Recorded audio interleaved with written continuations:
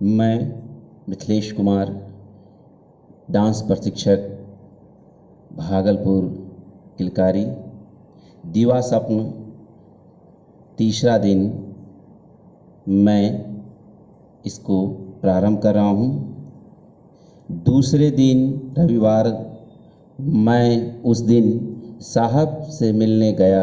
साहब ने कहा, भाई प्रधानाध्यापक कहते थे तुम पूरे समय कहानी ही कहा करते हो। मैंने कहा, जी हाँ, अभी तो कहानी चल ही रही है। साहब ने पूछा, तो फिर प्रयोग कब करोगे और अभ्यास कैसे पूरा होगा? मैंने कहा, साहब प्रयोग तो चल ही रहा है, अब तो मैं खुद अनुभव कर रहा हूँ कि विद्यार्थी और शिक्षकों को एक दूसरे के नज़दीक लाने में कहानी कितनी अजब और जादू भरी चीज़ है। पहले दिन जो मेरी सुनते तक नहीं थे और जो हा हा ही करके मेरी खिल्ली उड़ा रहे थे, वे ही जब से कहानी सुनने को मिली है तब से शांत बन गए हैं। मेरी और प्रेम से देखते, मेरा कहा सुनते हैं, जैसा कहता हूँ उसी प्रकार बैठते हैं। चुप रहो, गड़बड़ ना करो तो मुझे कहीं कहना ही नहीं पड़ता और कक्षा में से तो निकालने पर भी नहीं निकलते। साहब ने कहा, अच्छा तो यह समझा, लेकिन अब नई रीत से सिखाना कब शुरू करोगे? मैंने कहा, जी, सिखाने की यही तो नई रीति है। कहानी के द्वारा आज व्यवस्था सिखाई जा रही है, ध्यान का अभ्यास हो रहा है, भाषा शुद्धि और साहित्य का परिचय दिया जा रहा है। कल कुछ दूसरी बातें भी सिखानी शुरू की जाएगी। साहब बोले, लेकिन देखना कहीं कहानी ही में सारा साल खत्म ना हो जाए। मैंने कहा, जी, आपकी इसकी चिंता मत कीजिए। कहानी के लिए कक्षा के विद्यार्थी गोलाकार जमकर बैठे थे। मैंने तख्ते पर लिखा, आज का काम हाजिरी बातचीत कहानी। हाजिरी भरने के बाद मैंने बातचीत छेड़ी। मैंने कहा, लाखों देखो, तुम्हारे नाखून कितने बड़े हुए हैं। सब खड़े होकर अपने हाथ को दिखाओ। हर एक लड़के ने नाखून बड़े हुए थे, नाखूनों में मैल भी खूब जमा था। मैंने कहा, अपनी टोपियां हाथ में ले लो और देखो कैसी मैली और फटी पुरानी है।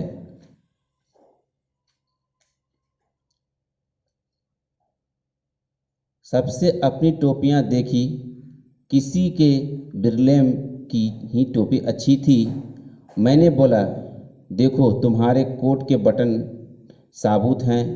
फिर मैंने कहा, आज और ज़्यादा जांच नहीं होगी, कहानी में देर हो रही है। यह कहकर मैंने कहानी शुरू कर दी। कहानी के बीच में एक लड़के ने पूछा, जी, कहानी की किताबों का क्या हुआ? मैंने कहा, एक दो दिन में लाऊंगा। हाँ, जो कहानी की किताबें पढ़ना चाहते हैं वे अपने हाथ उठाएं। हर एक विद्यार्थी का हाथ उठा हुआ था। मैंने पूछा, तुमने कहानी की जो किताबें पढ़ी है उसके नाम तो बोलो। कुछ लड़कों ने 2-4 कहानियाँ पढ़ी थी। वे चौथी कक्षा तक आ चुके थे, फिर भी उन्होंने पाठ्य पुस्तकों को छोड़कर और पुस्तकों को बहुत ही कम पढ़ी थी। मैंने पूछा, तुमने से कोई मासिक पत्रिका भी पढ़ा है? 2 जनों ने कहा, जी, हम बाल सखा पढ़ते हैं। मैंने कहा, अच्छी बात है। मैं कहानियाँ लाऊंगा और तुम सब पढ़ना। इतनी अधिक कहानियाँ लाऊंगा कि तुम पढ़ते पढ़ते थक जाओगे। सब बहुत ही प्रसन्न दिखाई पड़े। फिर कहानी आगे चली तो घंटी बजने तक चलती ही रही। छुट्टी हुई और मैंने कहा, भाई एक बात सुनते जाओ, गोल पर बैठकर सुनो, और यह नाखून कटवा आना और खुद काट सको तो खुद काट लेना, नहीं तो बाबूजी से कहना या फिर नाई आए तो उससे कटवा लेना। एक बोला, जी मैं तो दांत से ही काट लूँगा। मैंने कहा, नहीं भाई ऐसा मत करना, नाखून या तो नन्हनी से कटते हैं या छुरी से। मैंने कहा, एक तमाशा और करेंगे। सब बोले, वह क्या? तुम नंगे सिर पाठशाला आया करो, यह गंदी टोपी किस काम की? और हम टोपी की जरूरत ही क्या है? सब हंस पड़े, कहने लगे, नंगे सिर मदरसे भी आ सकते हैं, भला प्रधानाध्यापक नाराज होंगे।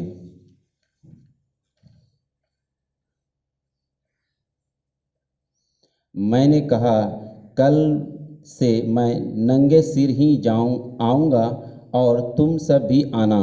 लड़के बोले, लेकिन बाबूजी मना करेंगे तो कह देना कि यह फिजूल का बोझ है, गंदी टोपी पहनने से तो ना पहनना अच्छा।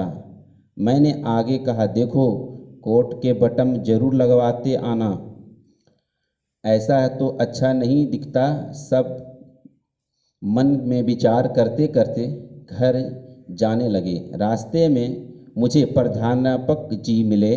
कहने लगे, अजय भाई साहब, तुम तो कुछ का कुछ ही कर रहे हो, ये सब ढोंग क्यों करते हो?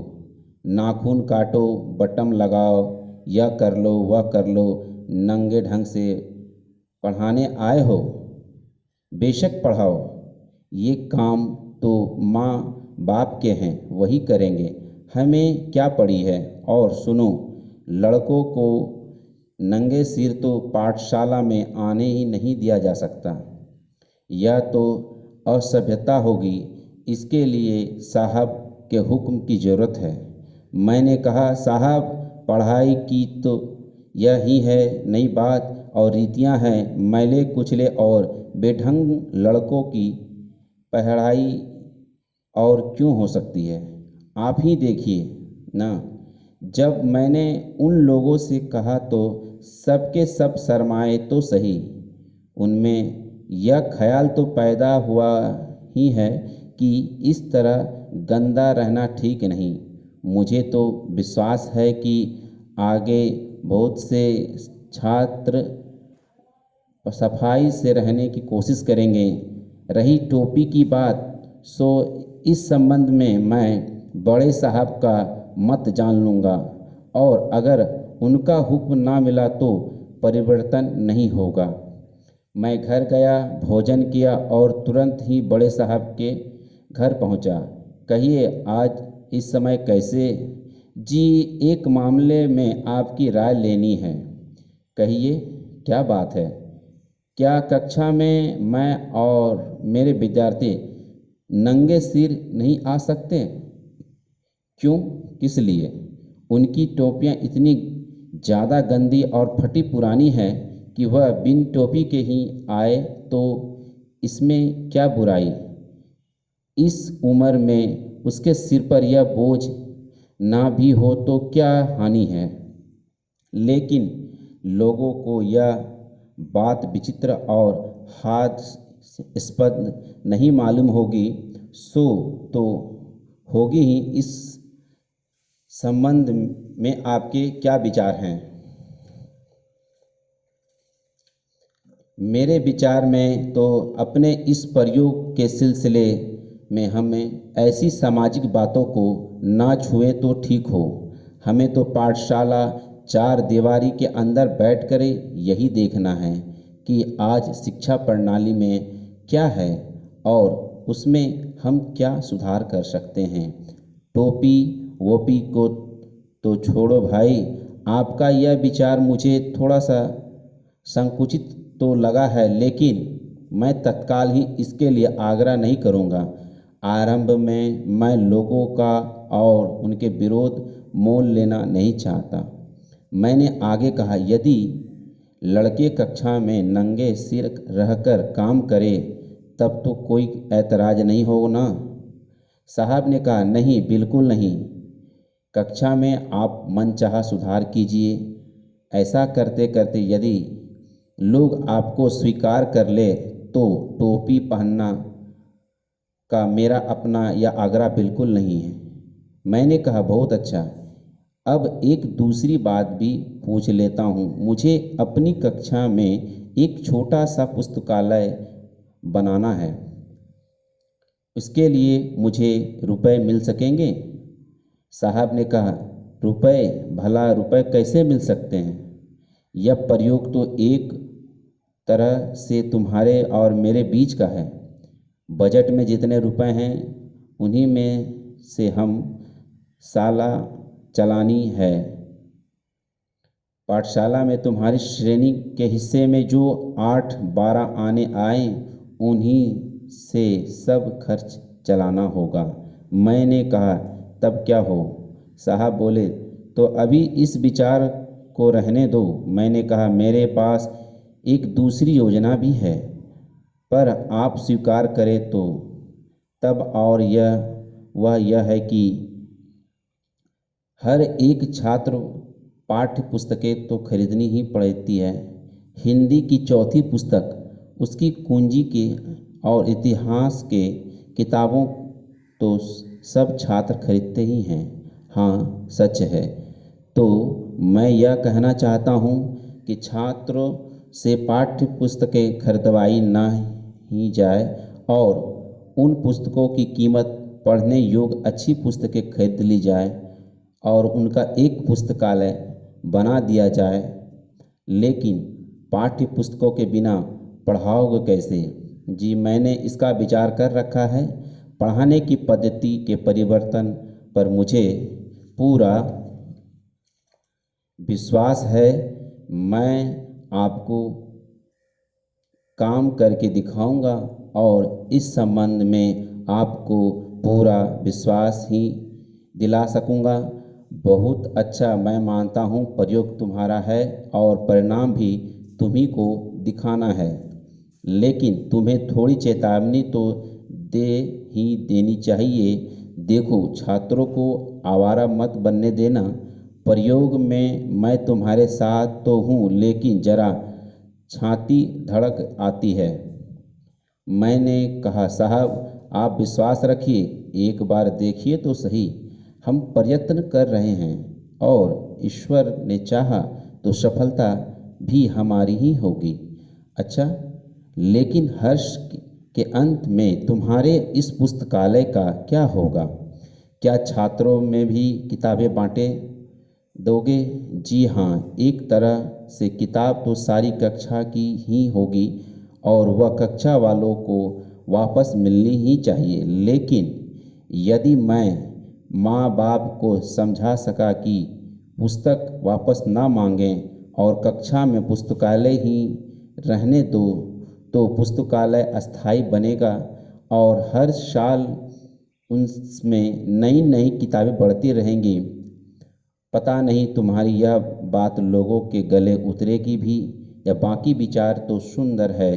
इसे एक अवसर तो अवश्य ही दे दो, लेकिन हर सवाल यह उठता है कि पढ़ाते समय तुम पाठ्य पुस्तकों के बिना अपना काम कैसे चलाओगे? जी, मैंने सब कुछ तो सोच रखा है। साहब से विदा लेकर मैं घर आया। नाटक विधा के साहिल जी से मैं दीवा सपने के बारे में अपनी विचार राय बताएंगे। नमस्कार, धन्यवाद मिथिलेश जी। सबसे पहले तो दीवा स्वप्न का जो आज पाठ हुआ वो कई मायनों में बहुत अच्छा लगा मुझे। कई चीज़ें मुझे इसमें अच्छी लगी और ख़ास करके उनका प्रयोग और उनका जो द्वंद्व था और एक तरह से कह सकते हैं सिस्टम के खिलाफ जो चली आ रही है जो बातें पहले से चली आ रही है, उसमें आप जब बदलाव करते हैं तो किन किन संघर्षों का आपको सामना करना पड़ता है। एक तरह से उन्हें सामाजिक मान्यताओं से भी लड़ना था, दूसरी तरफ एक जो स्कूली सिस्टम बना हुआ था उनसे भी वो लड़ रहे थे, और इसके अलावे जो ऊपर बैठे हुए अधिकारी थे उनसे भी सामंजस्य बिठा के वो काम कर रहे थे। तो इस कहानी के इतने छोटे अंश में इन 3 आयामों में उनका संघर्ष दिख रहा था, और साथ ही साथ समानांतर कक्षा का जो संघर्ष है उनका अपना, कि बच्चे किस तरह से ध्यान नहीं दे रहे हैं, उनको अटेंशन उनका खींचना, और किस तरह से नए नए बदलाव करना, उनको सिखाने की नई प्रक्रियाएं रचना। तो एक तरह से बहुत ही इंटरेस्टिंग था आज का अंक, और मुझे बहुत ही अच्छा लगा, और इंतज़ार है अगला अंक जल्दी आएगा। धन्यवाद। तो मैं अब आगे बढ़ते हुए हमारे कराटे विधा के कुंदन जी से मैं इसके बारे में राय जानना चाहूँगा। मैं कुंदन कुमार, कराटे प्रशिक्षक। आज इस कहानी से ये पता चला कि कोई भी काम सिस्टम से करने पे जो है आगे चल के बहुत ही मज़ा आता है काम करने में। जैसे कि आज उन्होंने कई तरह का परेशानी से सामना करके प्रकट किए, और उसके बाद जो है उन्होंने कुछ चैलेंजिंग भी किए कि भाई देखते हैं इस काम करके कि कैसे आगे क्या होता है। तो इसकी सारी जानकारी उनको लेती हैं। जी बहुत बहुत धन्यवाद हमारे कुंदन जी। अब हमारे मूर्ति कला के मनोज कुमार जी से मैं उनसे इनके बारे में राय जानना चाहूँगा। मैं मूर्ति कला प्रशिक्षक। आज के दिव्यांश पाठ में हमें यही जानकारी मिला कि हम कार्य करते करते काम को करते हुए हमें स्वच्छ रहना भी जरूरी है। ताकि स्वच्छता को ध्यान में रखते हुए हमें कार्य करना चाहिए। जी जी बहुत धन्यवाद। अब हमारे क्राफ्ट के मीनाक्षी जी से मैं इनके बारे में जानकारी जानना चाहूँगा। आज के पाठ से यही पता चला कि बच्चों को और बड़ों को भी साफ सफाई के साथ रहना भी चाहिए, और अगर कुछ नया बदलाव अगर करना चाहते हैं वो भी ज़रूरी है, कर सकते हैं, भले उसमें टाइम लगे लेकिन बदलाव कर सकते हैं अगर अच्छा हो बच्चों के लिए तो। धन्यवाद। जी बहुत बहुत धन्यवाद। अब हमारे कार्यक्रम पदाधिकारी गीता दी से मैं इसके बारे में जानना चाहूँगा। पिछले 2 पाठ का आज नतीजा सामने आया कि बच्चों से दोस्ती के लिए कहानी का जरिया उन्होंने चुना, और कहानी के जरिए वो बच्चों को अपने फेवर में किए। बच्चों को फेवर में करने के बाद वो आज यहाँ तक पहुँच पाए कि उनके गंदे कपड़े, टूटे हुए बटन, नाखून में भरा हुआ गंदगी, इस तक बात कर पाए, और बच्चों को ये चीज़ बुरा नहीं लगा कि उनके कैप उतार के आने की बात भी उन्होंने कही जो उनके मजहब के खिलाफ था। उस पर भी बच्चे ऐतराज़ नहीं जता पाए। उनको डर है अपने सिस्टम, अपने पेरेंट्स और अपने सोसाइटी का कि हाँ वो हमें मना करेंगे, लेकिन वो एग्री इस बात से कि हम ये उतार देंगे। तो पहली बात कि हम लोग बच्चों को अपने फेवर में लें, तो उनके इंटरेस्ट के अकॉर्डिंग काम करके कि हाँ उनका इंटरेस्ट इस चीज़ में है, जैसे इन्होंने कहानी को चुना। दूसरी बात कि हमारा सिस्टम, हमारी सोसाइटी और पैसा, ये तीनों इनके रास्ते में एक कहिए तो रोड़ा टाइप से आ रहा है कि उनके जो सीनियर हैं उन्होंने फ़ंड का इशू दिखाया कि अपने पास इतना फ़ंड नहीं है कि आपको एक लाइब्रेरी दिया जा सके। सोसाइटी उनके खिलाफ होगी कि वो कैप उतार के आने की बात कह रहे हैं। उनका सीनियर ये के खिलाफ है कि आपको उनके कपड़े, उनके कैप और उनके नेल से क्या लेना देना है। तो हम जब अच्छा करते हैं तो बहुत सारी चीज़ें हमारे रास्ते में आती हैं, और सारी चीज़ों को इग्नोर करके काम करना चाहिए। Thank you. आज का तीसरा दिन दिवा स्वप्न का समापन। करते हैं। जी धन्यवाद।